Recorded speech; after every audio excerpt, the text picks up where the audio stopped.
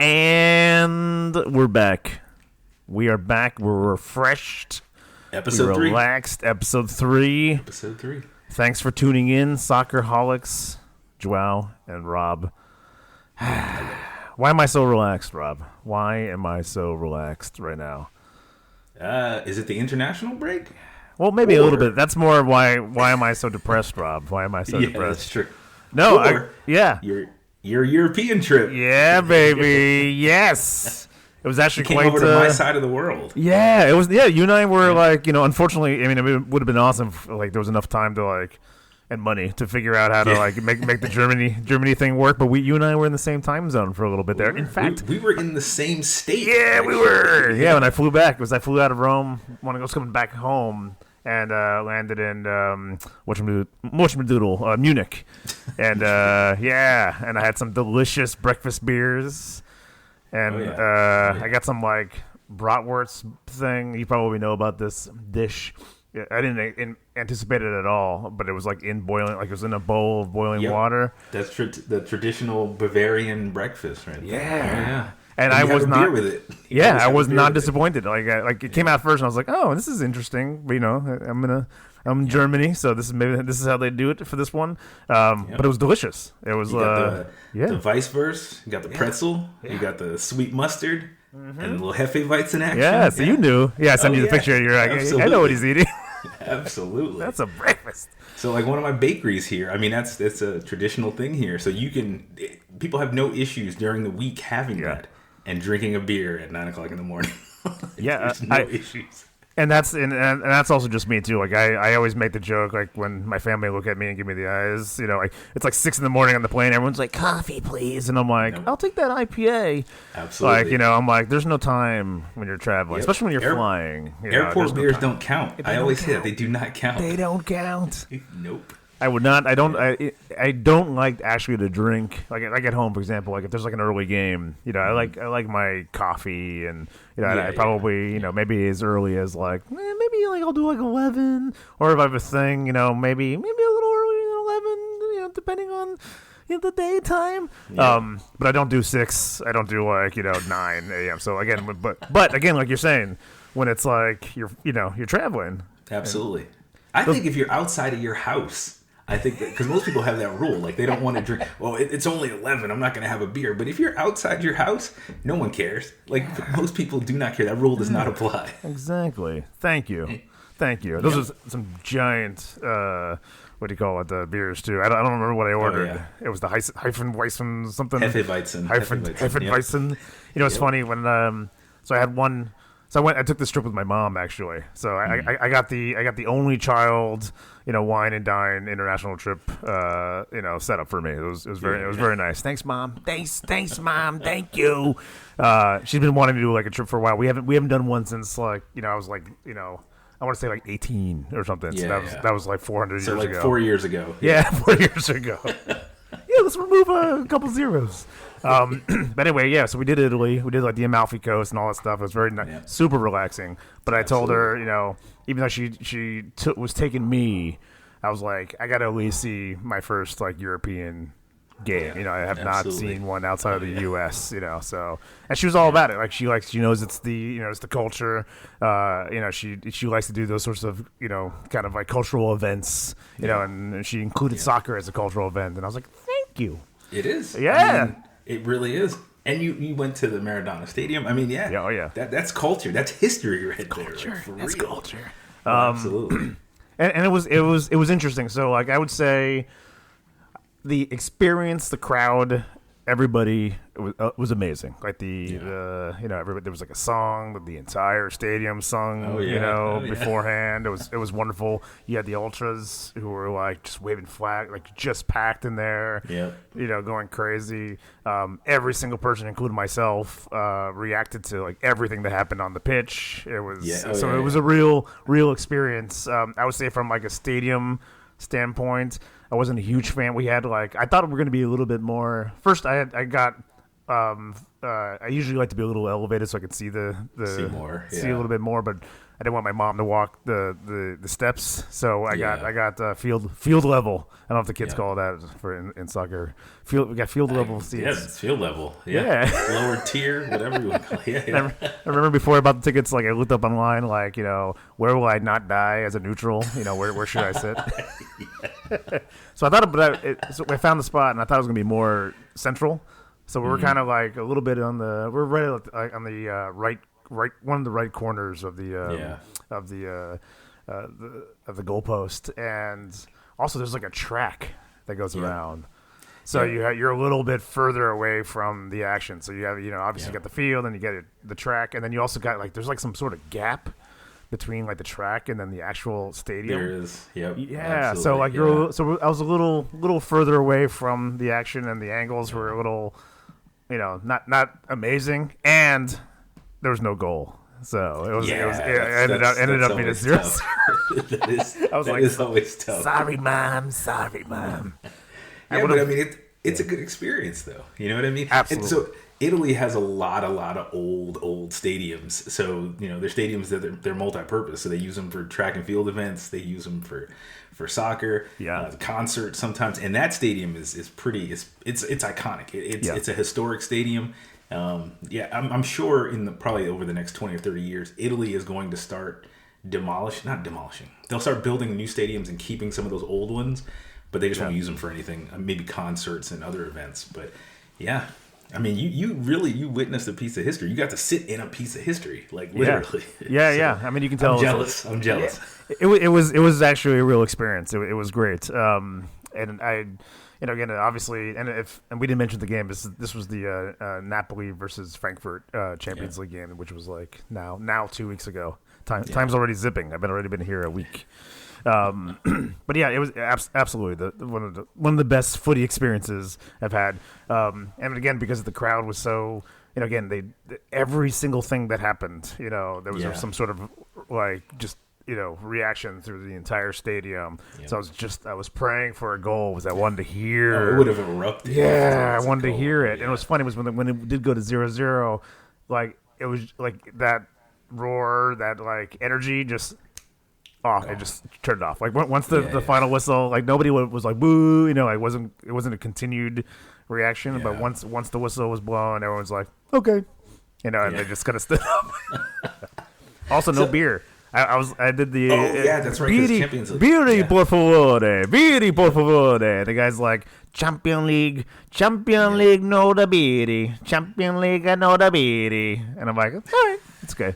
I take that as I didn't want to have to pee every 5 seconds anyway, so it kind of worked out. That's true too. Because and at halftime, trying to go to the bathroom is crazy. God, but I remember the first Europa League game I went to ever. It was in 2012. And I was like, I'll have a beer. And the guy was like, no, you won't. They don't serve alcohol. So I think, now here in Germany, at least, it's a little different. You can get a beer during a Europa League game.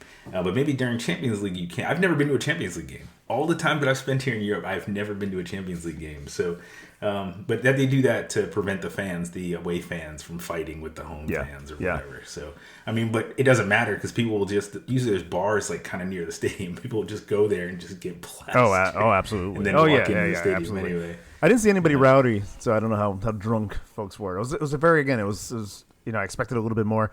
We walked in, there was like, they're very specific about like which gate you can go through. So like you couldn't even though there was a gate right next to the other gate, like right next to it, your ticket had to match the gate. So like, I did get it. Was a lot of people were like kind of checking, getting out of the line and checking and making sure. So I did that a couple times just to make sure we were in the right. The lines were long.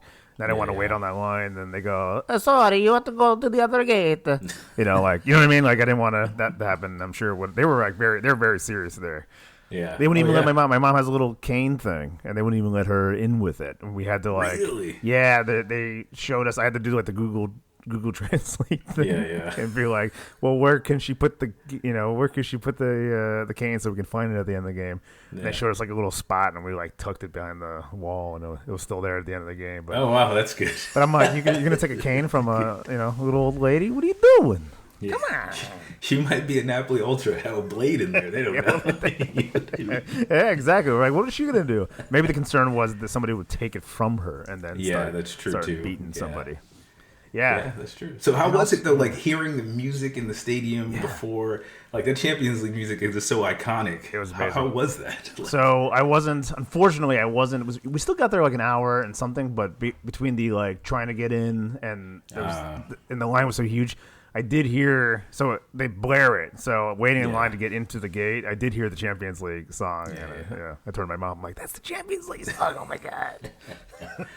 See, that's so cool. But we got there early enough where like they still had like the the Champions League logo thing in the middle, field. and they were like tearing that down. It was an experience. It really was, and I was excited to go to my first Champions League. So every time you watch it, you're kind of like, I want to go there. Like, how come, why am I not there right now? Like, every game, like, it's like, I want to experience like a real, a real match where it's like, no offense to MLS and, and we get like, friendlies, I've seen Liverpool play Chelsea at the Rose Bowl in, 2000 or whatever. But it's not the same, obviously it's not the same thing. There's no jeopardy in those games, so. Yeah, exactly. Yeah. But it was absolutely a phenomenal experience. Germany, I want to do Germany next, man. You got with you, Rob. Yes, you have to. I'll be here. I'm not going anywhere. So good. We'll have to get a good game. Yeah. Any game with Stuttgart in it's a good game. But we'll get a good game. I'd love to do Stuttgart Bayern or something, or Stuttgart Dortmund. That would be great. Or hopefully, if we're sitting in the same spot at the end of the season, maybe a Champions League game next year. Yeah, happen. I'll probably have to sell one of my arms in order to get tickets.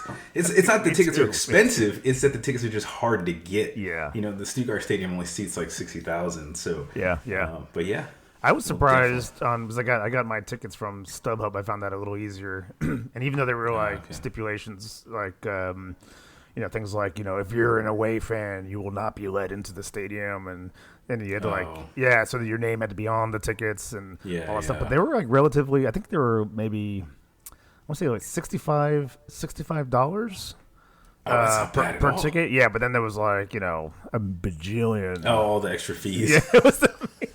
But I was surprised to see them like so low. If that was happening here, Champions League game, they would have been like $2,000. Oh, easily. Yeah. So even like the Champions League final, I think some of the most expensive tickets that aren't resold they're probably only like $200. Yeah. For the final. So, yeah. I mean, obviously you're sitting in a luxury box or something that's different, but yeah. So because people here in Europe, they will revolt if the ticket prices are too high. My daughter's boyfriend, he goes to every Stuttgart home game and he pays $15 a ticket. Yeah, but he's in the standing section, but still he's paying $15 a ticket. Yeah, and that's to see every team. So that's amazing. Yeah. Oh yeah, that's not even like USL here is more expensive than that. Oh, absolutely. Like they started, and that's resale. They started like $25-$28, yep. And then plus whatever taxes, fees that are added to that. Just for a USL game, you're spending like $60 to sit in wherever. Yeah.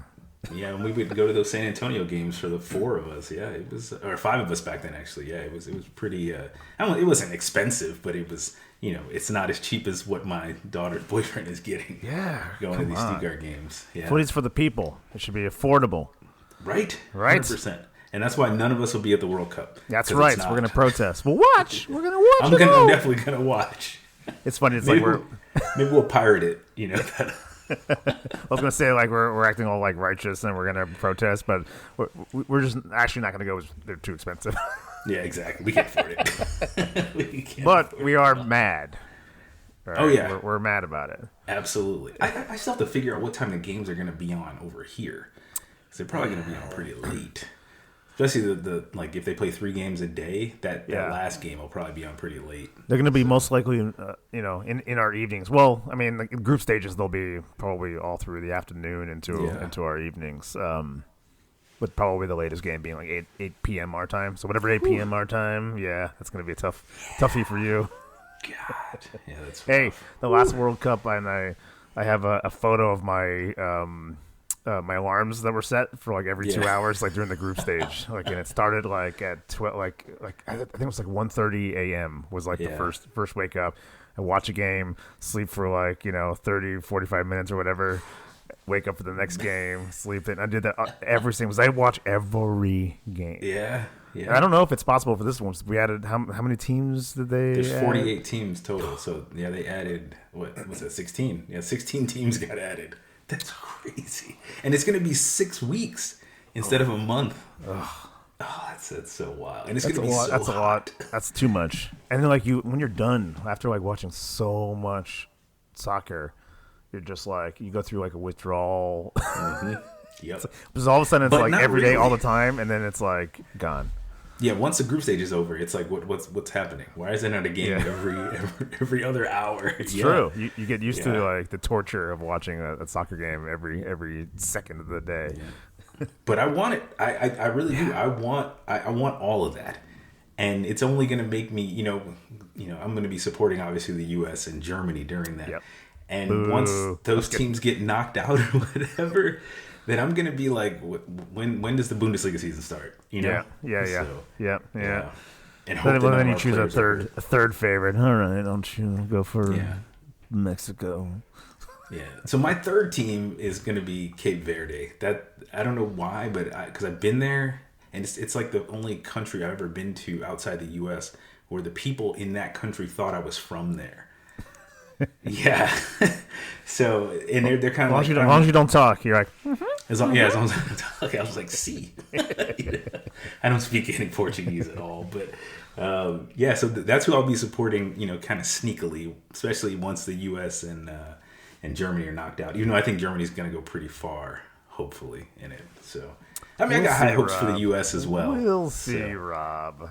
Yeah. You know what I mean? I'm being a Brazilian American, not the biggest Germany fan for obvious reasons.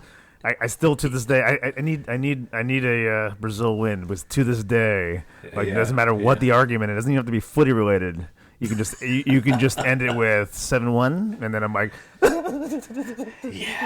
It does not matter. It does not matter. So I need a Brazil win, a 6th star, and then we can just kind of get past that, and like it never happened. But until then, it's 7-1. So they actually they kind of celebrate that here in Germany because they do the dates where it's day, month, year. So I'm not going anymore, Rob. I'm not going. On January 7th, it's kind of like it's like a big deal here, and you'll see all the memes coming out.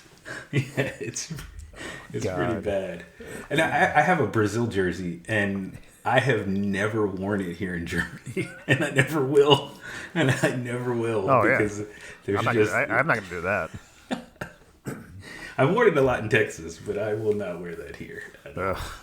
Yep. God, it'll happen one day. It'll happen. Yeah.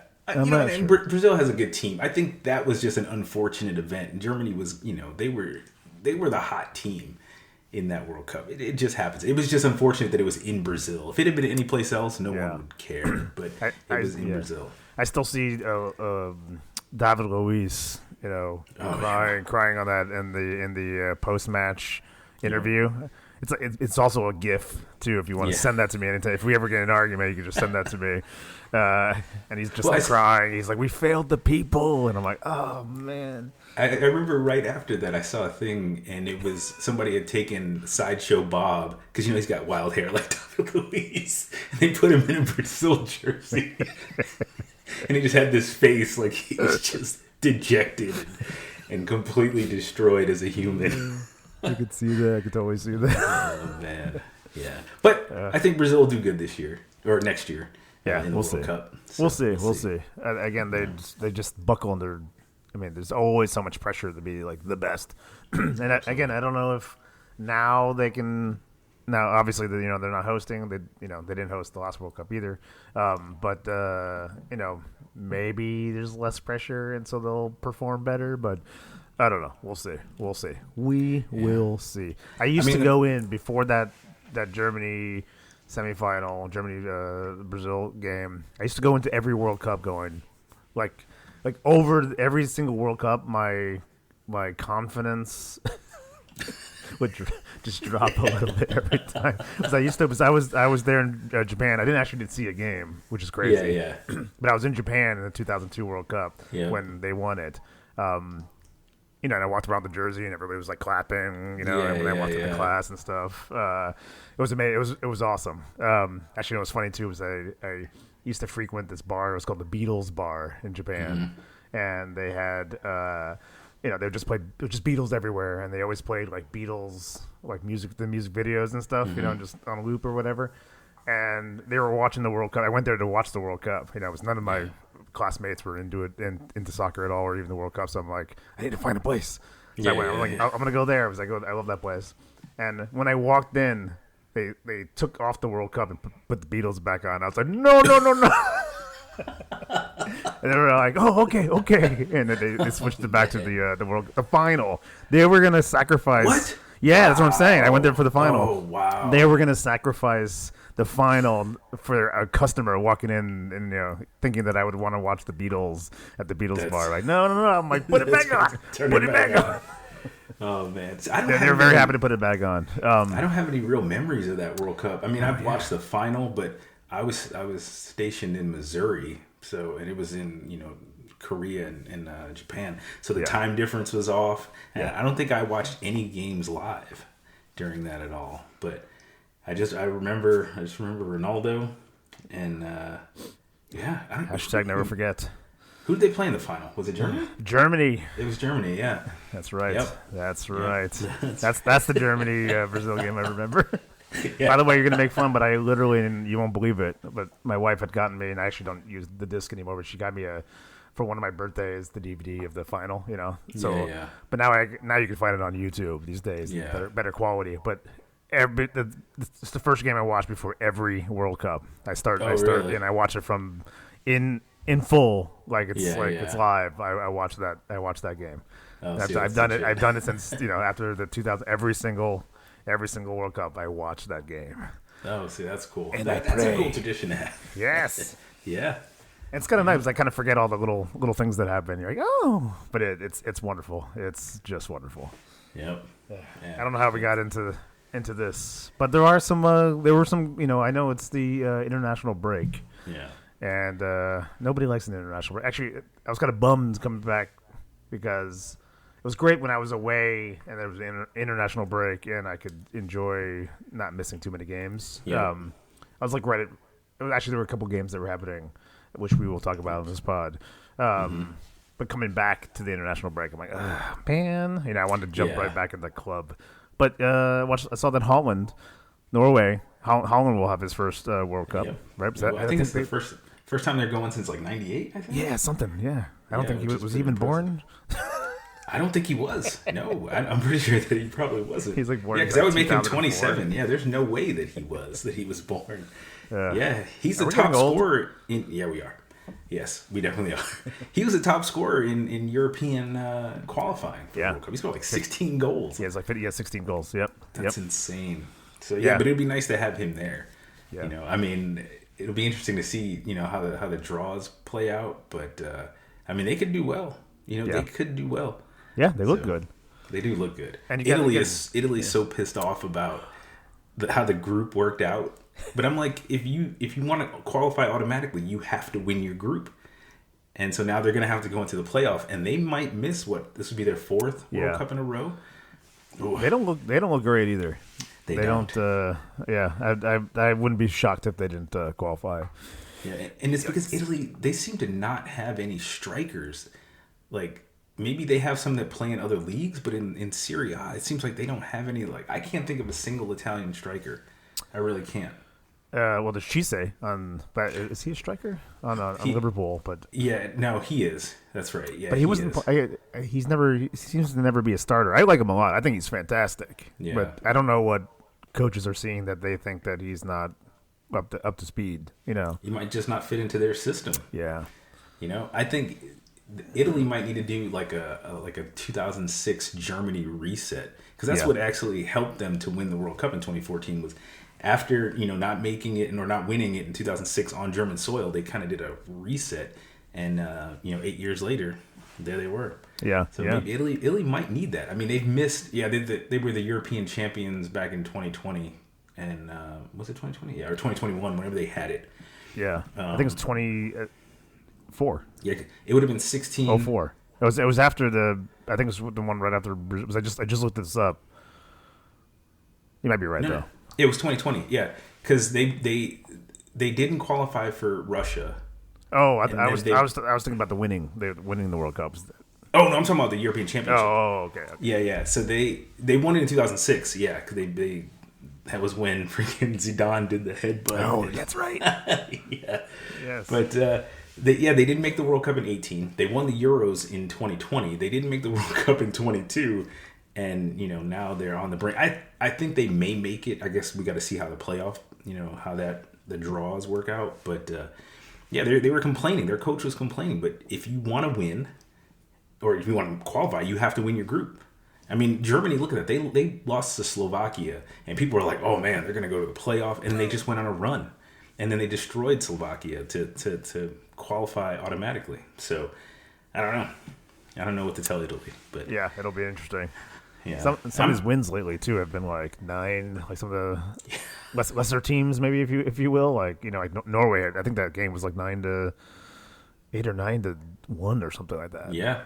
Yep. Portugal just recently beat Armenia. Was it Armenia? There was another 9. Yep.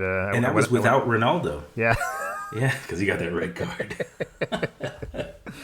Yeah. So I don't know. I'll be happy to see Haaland.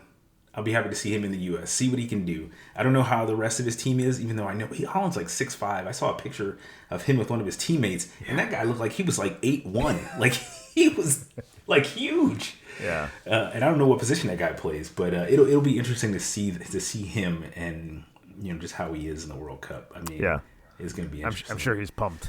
I remember this is going to spill over to Man City too. I mean, he's probably going to be playing his ass off until June exactly. I mean, he's already been doing really well, but this might just be the thing that pushes him over the top, and he may just go wild. Yeah.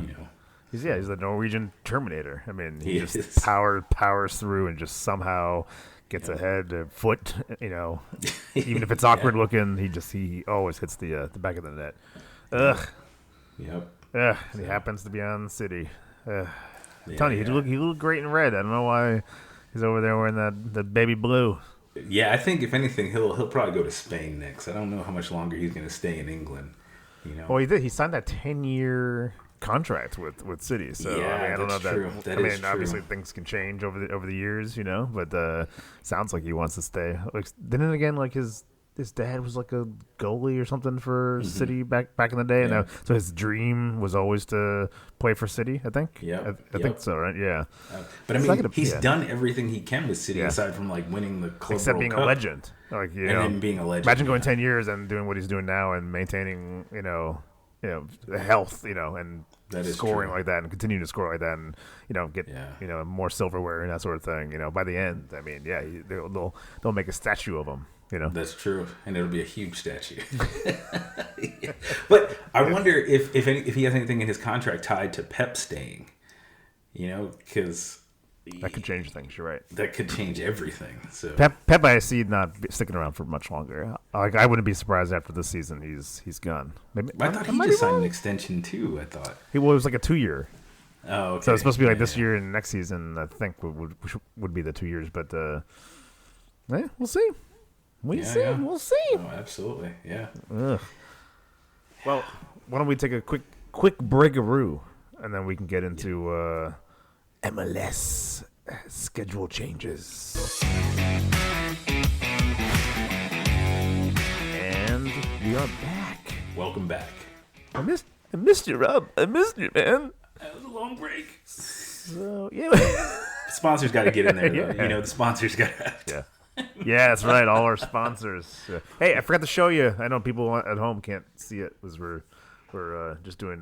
We'll get to the videos eventually, but I got to show you my cool scarf that I got. Yeah, so I got the game day scarf. For the memories. Yep. I haven't decided where to hang it, but it's got the Frankfurt The eagle. You know, and then it's got and then it's got the Napoli, and then it has like the date on it. I was very, very excited. That's pretty legit. That is legit. Dude, 12 freaking euro. This would have been. I don't think this would have been like $35, $45 in the U.S. Absolutely. That's what I'm saying. Like, that's I almost bought more. I was like, maybe I should. I was like, still shopping. I was like, maybe I should buy another thing. 12 euros. That's pretty good. That's very good, actually. Yep. Yeah, that definitely. If you would have paid for that in LA, that would have been 35. Yep. No, it would have been at least. I would have to guess because I've actually bought scarves and stuff at the bank or BMO Stadium for the LAFC games, and I know I paid at least 40 something to 50 something bucks for those scarves. I'm pretty sure of it. But also another thing too was like beer. I know I was in Italy and I did have wine, you know, on some meals, you know, at dinner I would have like the house wine, whatever went with the meal. But I also did beer there because like, you know, all we get in the US is the Peroni green bottle, whatever. They have like Peroni original and they have like, I can't remember the other ones, but they have like so many different beers, but they're so cheap. Yeah. Oh yeah. Like they sell them these cute little 3-packs instead of 6-packs. Was I guess they're not big fat beer guzzling sons of bitches like we are over here. but they would be like, I want to say like about like it's about a bunch. Like I remember I wanted to put them in the fridge and I got like at our hotel. Yeah. I remember buying like 3 different packs and like a pack of gummies. Yeah. And I want to say it was like, I don't know, 18, maybe 20 something, like 22 euros or something. And I'm like, man, if I was at like Ralph's, like, you know, it would be like, you know, 60. You know what I mean?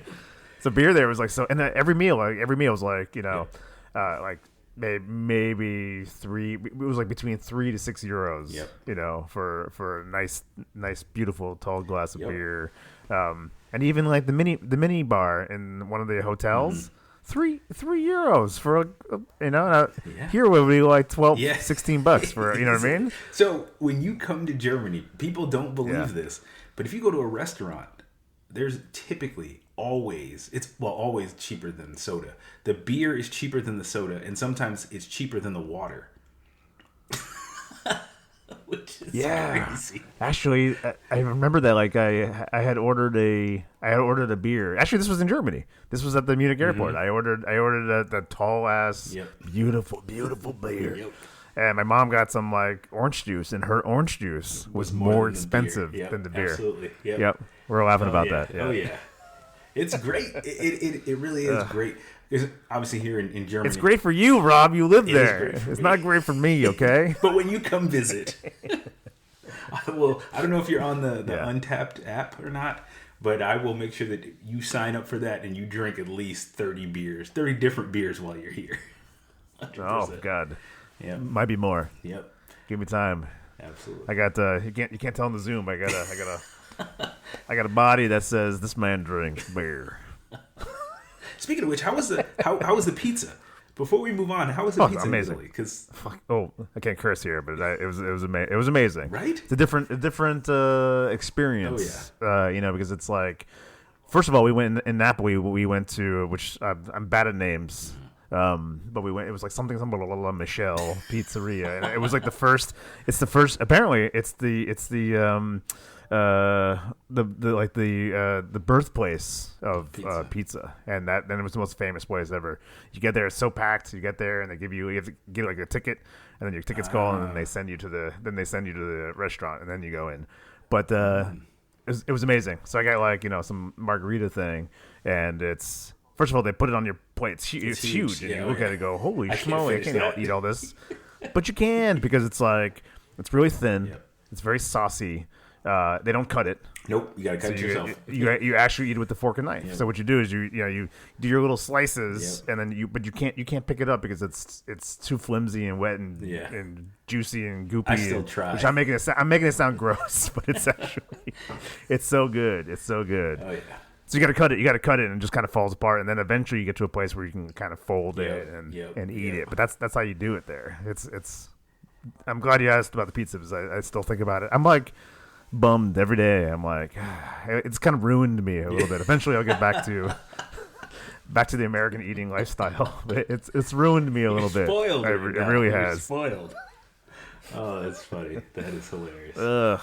That's good. Well, I'm glad you got to experience that. Like, I'm always trying to get people to come over here to Europe, and you said something about like, now I see why you don't want to come back or something.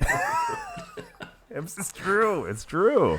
Yeah. Like it's like a completely different, just a completely different feeling. And I know I was on vacation and like I don't live there. I don't have a job there, so I don't really know what it's like. But like I was like this. This is where I need to be for the rest of my life. And you always see those news articles about how you can buy a house in Italy for like €1 or something like that. There you go. Something ridiculous. Yes. Oh, you might find me there, man. You might find me there. Yep. And then I was looking up actually. I looked up what a ticket from Germany to Italy was, and it was something like €80 or something. It was like the equivalent of us like flying, because it's an hour and a half flight, like us going to Vegas. Yeah, Vegas is actually even less than that, but it's like it's cheap, So could happen. Oh yeah, could happen. Absolutely, telling you, absolutely. Yeah. All right, we are a soccer podcast. Yes, let's come back to America. Come back to America and talk about American soccer. Yep. What the hell's going on in the MLS and this schedule changing? Yeah, so everybody knows that the MLS has that weird schedule. They start typically end of February, I think it is, and go until October. Maybe it's early March. It might be like on the same schedule as baseball. Actually, now that I think about it, I think the MLS is on the same, or was on the same schedule as baseball. Yeah, because they didn't, when they first started the league, they didn't want to compete with the NFL, which I don't blame them. Makes sense. That's very smart. So now they're going to a more European-style season, which they're going to do after the World Cup. So it's going to be kind of weird. So starting in the 27-28 season, it's going to be spring to fall. That's what they're doing now. They're going to change from the spring to fall to the summer to spring-ish season. Yep. To kind of bring it in line with Europe. Here in Europe, most leagues start end of August and they go until May, and then Champions League final is usually in June. This is going to help with bringing in transfers and shipping players out as well to Europe and South America. And it'll just the MLS now, they don't really care about trying to compete against the NFL. I guess they believe that they can, as well as competing with the NBA, NASCAR. What else did I put on here? NBA, NASCAR, and the NFL, obviously. And also now, because those MLS teams are not sharing stadiums with other teams outside of the MLS, now they feel now is the time to absolutely do that, because it's financially beneficial. It'll put the World Cup coming up next year, will put more eyeballs on the MLS, kind of like the World Cup in '94 did. Prior to the birth of the MLS, it kind of built up this frenzy. Americans interested in soccer, and now it's just the time to do it, especially after the World Cup. But the weird thing is that there's going to be a transitional period.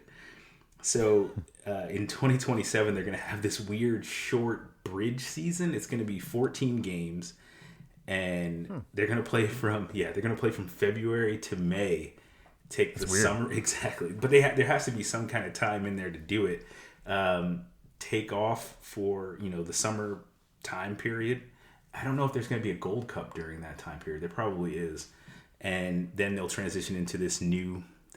I keep messing it up. Summer to spring to time schedule. Yeah. So it's going to be interesting, but I'm all for it. I think it'll be better. They said that now, because there's more teams spread out through the league and throughout the continent, they can kind of schedule around some of the cold weather games. They're also going to do like Germany does, and there's going to be no games played in January, which will be good, especially if you're playing in Toronto or you're playing in Montreal or Vancouver. That's very good. But I've seen some of those highlights. It's just like pure snow. Crazy. Pure snow. Yeah. Yeah, it is craziest. So this is just something to try to bring the MLS, in line with some of their European and even South American and Asian competitors. I think it'll bring a lot more attention to the league, and it was just bound to happen. Just like promotion and relegation is eventually going to happen. I think. You think so? Mark my words. I know this sounds crazy. But I think probably before, and I'm predicting this way out. So I'm going to say before the 2032-33 season, the MLS and the USL, they're going to merge. I'm pretty sure that's what's going to happen. Or maybe not merge. There's going to be some absorption that's going to happen. Because the USL is already planning on doing the promotion relegation. The MLS is now adjusting their schedule. I mean, it's going to happen. It's bound to happen. I think it has to happen for U.S. soccer to be taken serious globally. Yeah, that's interesting. Because I know, I remember reading an article about USL is now making a top tier league. Yep. So that'll be interesting. Because right now the pyramid is MLS, and then it'll be like USL, and then you got all these tiers in USL, and then they're going to be they want a top tier to compete with MLS. Yep. I can see it working with USL, but MLS it's such big money for these clubs, and the amount of money and work that they put in to make that happen for them to risk that money for relegation. I don't know. I can't imagine. I can imagine the greedy, and the reason why they don't do it now is for that exact reason. It's money. They would. It's money, and they would again. You lose so much when you do relegate. Whereas with USL, it's still a lot of money. I mean, you still to buy a USL team is like, I don't know, 50, what was it, 200, 500 million or whatever. For MLS, it's like to start up a team easily. Yeah. So so it's still we're not talking about chump change, but it is a completely different pocket of money. I would say that I could see that happening in the USL, but if there is some sort of merger. Yeah. But I think that would be amazing, but I don't see it. I don't see LAFC playing against relegating the Louisville Battery and yeah. Not to take. I do like. That's what I love about the Battery fans. Yeah. No, go ahead. But I think they could do it, but they can't do it like the European teams do it. What they're going to have to do is make it to where it's essentially like 3 leagues or 4 even, but they're completely closed. So you can't relegate below that, but you can still promote above that. And then they're just going to have to work somehow like the biggest possible TV deal in the history of North American sports in order to make it so that these clubs don't fail that are at the bottom. And I think the World Cup will help with this. They probably should have started thinking about this like maybe 10 years ago. Because they probably don't really want to do it. Yeah. Well, if you have your fan bases that no matter what league the team is in, they're going to be there.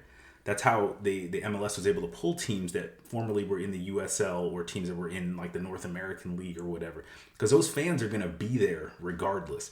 And I guess you just have to be able to grasp onto that, and then you do your promotion relegation. But you can't promote out of that 4th or bottom league, or relegate out of that bottom league. That's what they would have to do.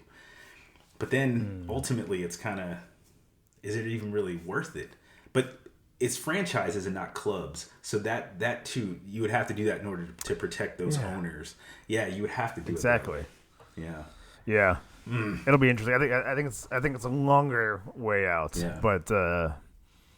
I don't see a road. I don't see a road for MLS unless, like you said, that there is some sort of merger situation with the USL. But I could see it happening with the USL, especially if they added this top tier and then create a relegation situation and then compete with. Because then they can really compete with MLS. Like if they get this tier system going, get the money flowing, and actually get these dying stars from the different the same way MLS does it. It can get kind of serious. I actually, I never. What am I trying to say here? I loved going to LAFC games. Again, I was an original. You were a founder, I was an original. What do you call it? Season ticket holder, or whatever. Before there was even a stadium built, before they even had a color or a logo to their team. I was involved in it, but over the years, I've felt like not like a fraud, but like I didn't get completely absorbed in it, and become like this diehard I'm gonna die with LAFC kind of fan. Like I am a little bit more with like Liverpool, which I've no ties to Liverpool, but there's something there that draws me and it pulls me in. And in every game I'm either falling apart or euphoric. Where with LAFC, I never really it was great to be at a live game. Yeah, and that's how I sort of starting to feel at the end, like, oh, this is great. I mean, it's a beautiful stadium, and the fans are fun, and the games are always fun. But I never got pulled into MLS, and then I started going down the rabbit hole with and I found USL, and I found a club that's relatively close to me. It's still like an hour, and 40 minutes with some traffic. but I've gone to a bunch of games there, and I found it actually a little bit more fun. That it was it was almost like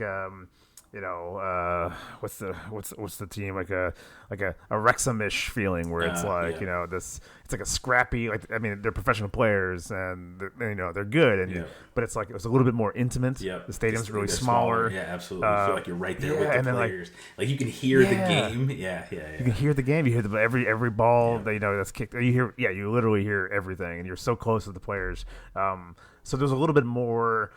I don't know. I feel like they were really fighting more. It was less of big business. Yeah. Oh yeah. American big business. We just want to pull you in. For example, when I did close, I was there for 8 years. Not that I wanted anything, but there wasn't I've been there. I've been part of this club for a while, and then when I left, there wasn't here's a commemorative scarf, and thank you for everything. It was just kind of your account is closed now. Do you know what I mean? So I didn't feel, I didn't nobody. I don't know. It just felt like business, and it was big. They did everything to make it exciting for you, but it wasn't I don't know.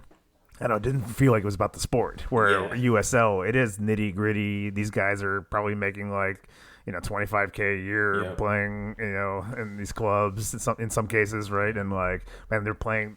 And they want to make this a career. Yeah. You know what I mean? And they're playing, and I think they bounce around to a lot of the teams. But but you can feel it when you're watching them play. They, you know what I mean? And it's less grandstand and less entertainment, and it's more this is the sport. Yeah. And that's what so I think USL has that. Yeah.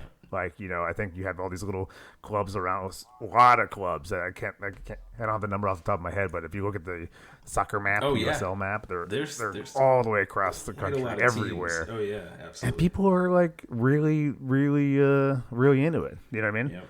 Also, I became a member. This is the USL team, the Orange County Soccer Club, and I own a stake in the I don't know what happens, how I would ever make money, but somehow I'm one of the to 10,000 club owners. I own a club, man. I own a club. And they send me a little pin, and they have a owner's scarf, and they really they care. They got a thank you thing directly from the one of the owners of the club, and it was you feel like you're more of a part of something, Unfortunately, it's way too far and way too much traffic. Bring it here. I always said, if you bring it here, and I'll I used to say that about LAFC. If they ever created a team closer to where I live, I'm my allegiance. See ya. It's gone. Rob, I want to walk to the stadium. Yeah, no, I want to walk to the stadium. I hear you. So I was when I was living in San Antonio FC is one of the teams in the USL, and the year that I was following them the closest, I want to say that was 21. I don't remember what year it was, but they actually won the league that year, and we had went to so many games. The first game I went to in the States when I moved back in 2020, me and my wife, she came to visit while we were looking for a house or whatever. We went to a San Antonio game. The next day, they shut down all the flights because of COVID or whatever. Luckily, my wife was able to get on a flight to come back here. But yeah, so I know that feeling, what you mean about being close to the team. I was never a member there. I just went to games because it was close to my house. It was 20 minutes from my house, and it was great. Game day it was really intimate. You're right there on the field. There was this one guy that I remember. My kids called him Pele because he kind of looked like him. He was this Jamaican guy, but he was so loud. No matter where you were in the stadium, you could hear him, and he was so animated. You could tell he knew so much about soccer. You could tell he was enjoying his beer. He'd be on the 6th beer at kickoff, and it was really great, and it was intimate. I know exactly what you mean. I know exactly what you mean when you're talking about that because Yeah. I was going to a lot of Colorado Rapids games when I was stationed in Colorado, and that kind of it felt like it was forced almost. You know what I mean? Like there was that commercialism to it, and it wasn't like the USL what they have going on. So yeah, that's the perfect word. That's how I felt. You know, towards the end, I just kind of felt like it was a little forced. You know, I don't know, and there's something to it, and I think USL has something. You know that. And they could really grow it, you know, sort of like grassroots, you know, soccer, you know, because again, there's like, you know, it's the actual sport. It's not like so MLS is like sport. The sport is more of a product, business, you know, and it's a business, which it is, and we know that, you know, we're not idiots, but you know, but to feel it and to feel like you're part of the club, you know, it's very different, you know. Whereas like in Europe, again, it's like obviously it's big business, right? But you know, but we're talking about like, you know, it's even different there, where it's like my grandfather was an Everton fan. I don't know why he's from like the middle of the country. I mean, his grandfather was an Everton fan. You know what I mean? Like they you know, this is like, you know, it's been around for a while, and so it's like even though it's big business, it's still like this is my club, this is part of me and my personality and who I am. You know, so I think USL can do that if you know if they just kind of keep the nitty gritty going, but we'll and see. I think in some cases they have to be willing to do what the MLS is not willing to do. And, you know, maybe not expanding too fast. They're at 24 teams in the USL right now, which I think is pretty good. MLS is at 30.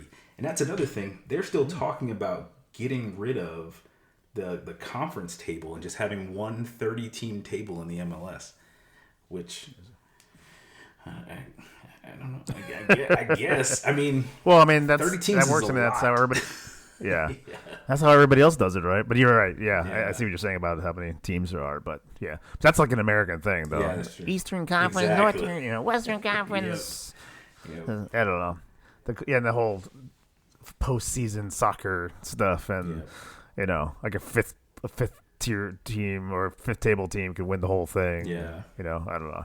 So I remember LAFC like winning the league, several times, but then they had to go through this postseason thing and then losing the league. Yeah, that's why they came up with the supporter shield for the team that basically won the regular season. You don't get that here in Europe. You don't have that. You have the league where you play everybody twice, and you have the cup. And I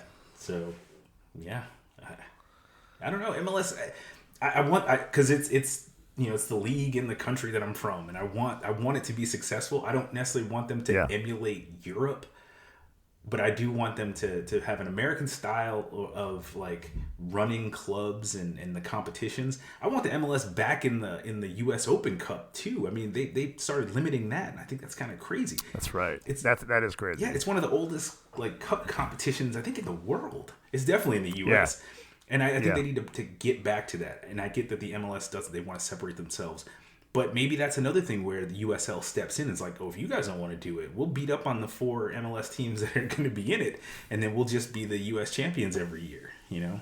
Yep, so, and playing along these other teams like the Rochester Stallions or whatever they are, teams that aren't even in the MLS or USL. So Tulsa Stars. Yeah. So actually, I don't even know that's their name, but it probably is. Yeah, I don't know about Rochester either. I know they have a team. They might be the Rochester Rhinos or something like that. I'm not. Yeah. No disrespect to the fans from Rochester, though. So. One of them's gonna call in. Gonna call in. So Rob, we got some stuff coming up. We got a couple games coming up. So club is back, baby. It's back this weekend. We get one more. Get through the rest of this week. It's what is it, Tuesday today? So we have a couple more days of rando international games, which again can be very exciting. You got those Portugal Ireland. We didn't really touch on it, with the dramatic end where Ireland, the Republic of Ireland beat Portugal, and you had Ronaldo with that red card at the end with the elbow. That's his first red card ever for Portugal. Oh, I didn't know that. Yep. Wow. Yeah. And now he's going to miss maybe potentially a couple games in the World Cup when it comes about. He missed the game against Armenia, which he probably would have scored a hat trick in that. He's trying to reach 1,000 goals, so I'm sure he's pretty upset that he couldn't add 3 onto that, and he might miss the opening game of the World Cup group stage match because of that red card. Wow. Yeah. Yep. Meanwhile, Sergio Ramos is somewhere right now with 13 accumulated red cards. That's crazy. He's not going to play for Spain. He should go into the whatever International Soccer Hall of Fame for the most red cards. Absolutely. Yeah. So there have been some exciting games. A lot of goals, and it's kind of fun to watch. I don't have all the it's kind of annoying because it'll be like an FS1 and FS2 and then on Fubu and then on VIX and it's all over the place. Maybe we'll do a pod episode about trying to find a soccer game because everybody's got a stake in it, and it's so hard to find a game sometimes. Hey, this is not sponsored, but what did I tell you? Get you a VPN, get you a solid VPN, and you can watch games almost anywhere. Yep. Really? Yeah, pretty much. All right, all right. We'll talk offline about that. You got to show me. I did do your VPN thing when I was in Italy, so I can watch the city game, which we didn't talk about yet. We did not talk about that game. I know somebody said that if we didn't talk about it, they would unsubscribe to the pod. That's right. And we don't want so before we go into what we're excited about, let's talk about Liverpool and City. And you're smiling.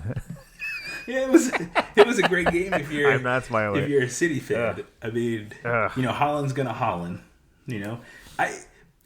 So I did watch the game. It seems like it was like 3 weeks ago now, but yeah, it was like a million years ago. Yeah, but I mean, that was Guardiola's 100th game. That can't be right. Wow, that was his 100th game as a manager. Really? Yeah, that's. I would feel that he'd been managing more than that. Yeah, I mean that's pretty impressive, and he got a solid 3-0 win against Liverpool. Holland scored, Gonzalez scored in the dying minutes of the first half, and then Doku, who I think is a solid player. I think where's he from? He's from Belgium, I think. He's Belgium. Yep. Yeah, he's from Belgium. So he's not always first on the team sheet, but that dude is fast. But it seems like he takes kind of some wayward shots every once in a while, and obviously against Liverpool, that stout Liverpoolian defense wasn't able to stop him. Maybe he got lucky. I don't remember the shot that he took now in the game, but he did get man of the match for that, though, at least on the app that I use. I gotta say, I was watching it from like the best view. We were in this hotel off the Amalfi Coast. You sent me a picture of that. The ocean, and I had my nice tall Peroni in a glass, and I had my iPad with the VPN so I can watch the game. I was in DC somewhere, apparently.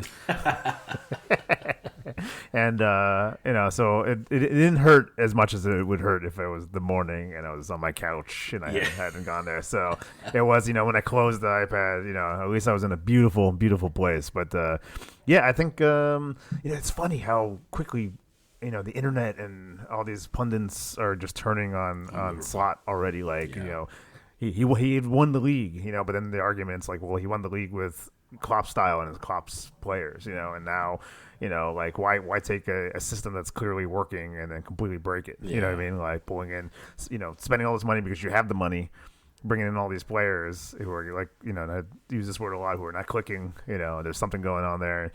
There's all this stuff about like he doesn't even really know what he's doing, and he doesn't even know who to play, and then who does play, they suck.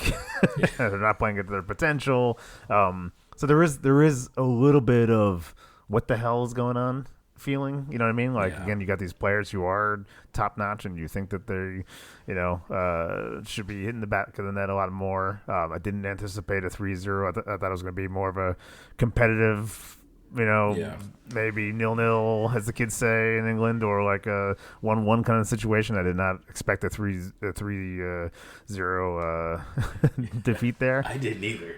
No. Yeah, no. So there's clearly, something afoot at the Circle K, over at Liverpool.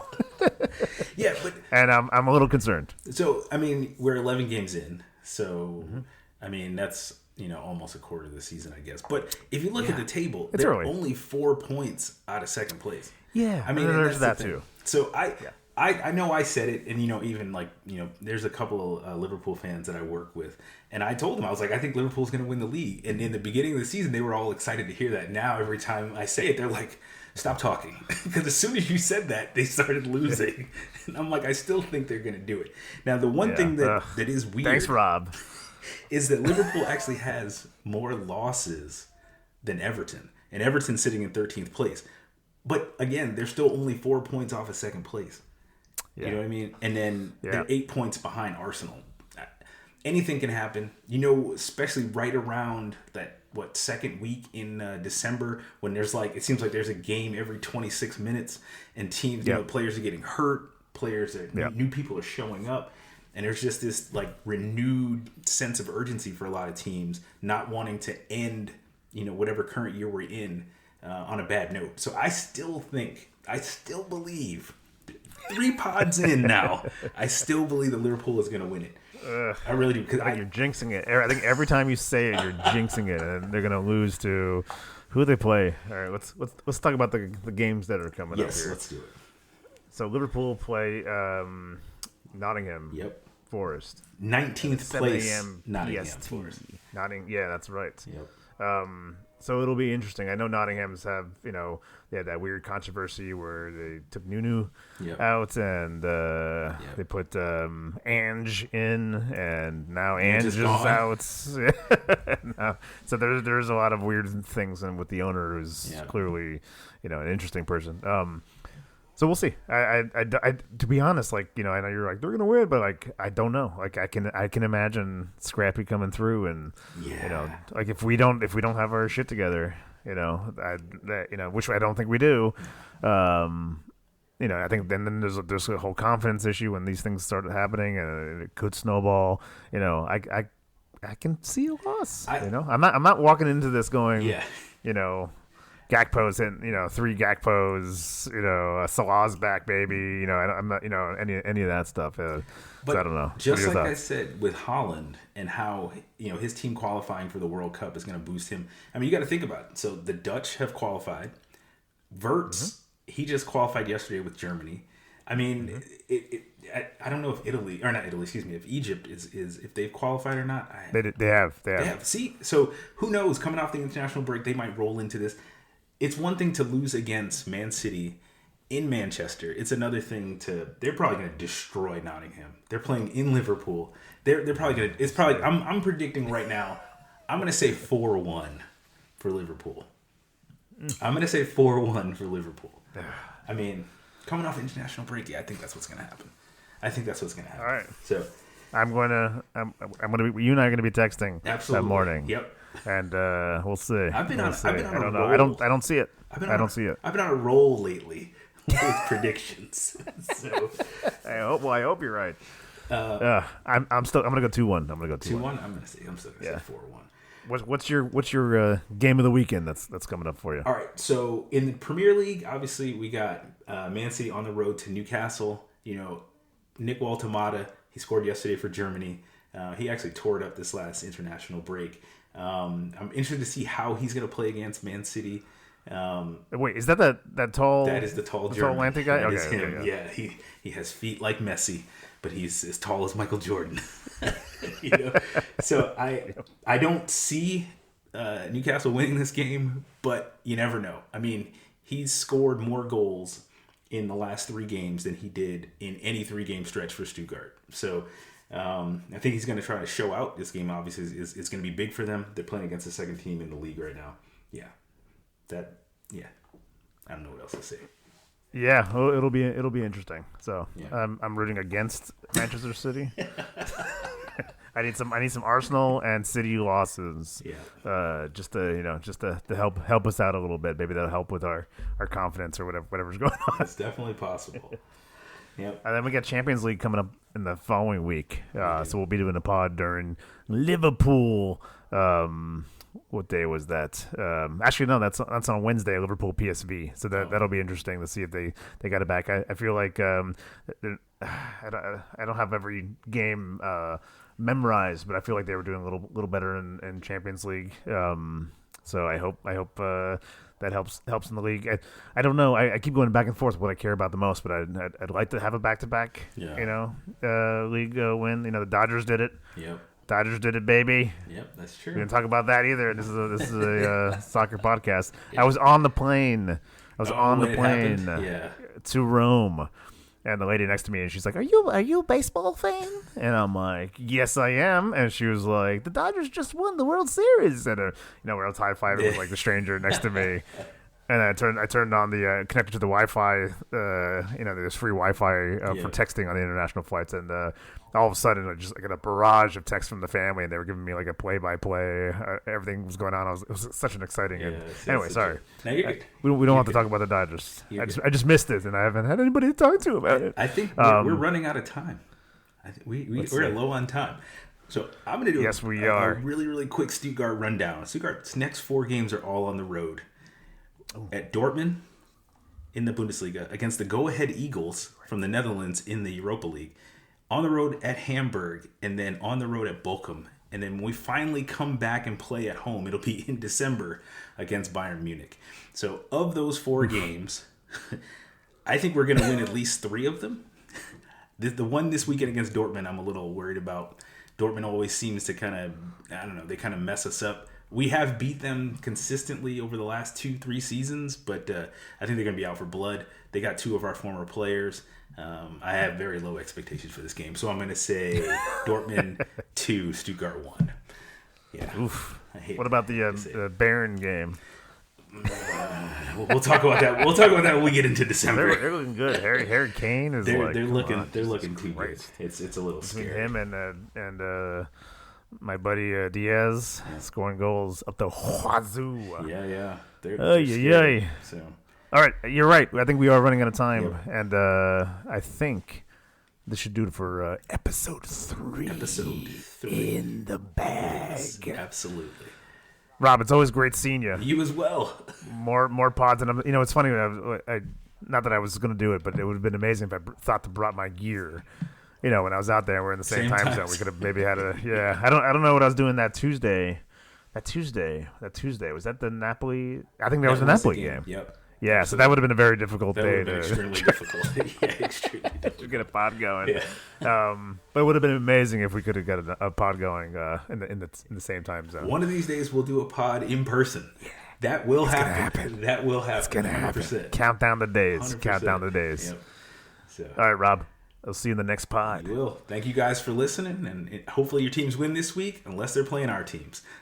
All right, we'll talk to you guys later. Should end the pod like that in every episode. Hey there, soccer fans. If you liked today's episode, what should they do, Rob? What should they do? If you like listening to us and you're a soccerholic, we're available on all podcast platforms and apps. Leave us a review. Leave us a like, leave a comment on Apple Podcasts, and don't forget to subscribe and tell your friends about us. The more people we got listening, the greater the podcast can be. Do it, because we don't have any friends, okay? So you do it. Aguero!